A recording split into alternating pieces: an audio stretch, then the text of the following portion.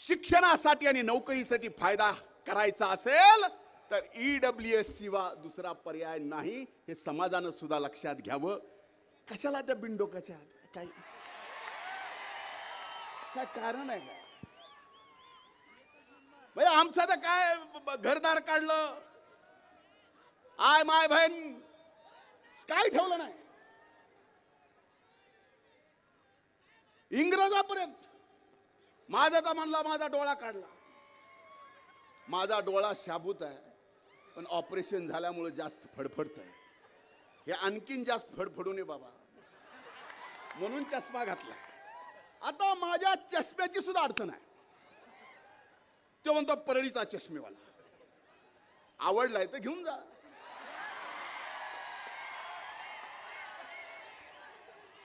पण ओपून दिसल का नाही मला माहित नाही.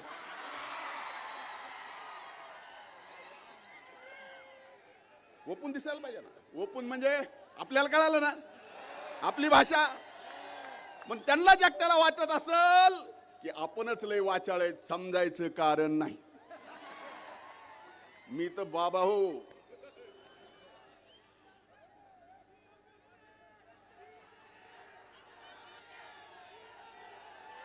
म्हणून आज ही एल्गार सभेची लढाई, ही लढाई कुणाला विरोध करायचा नाही.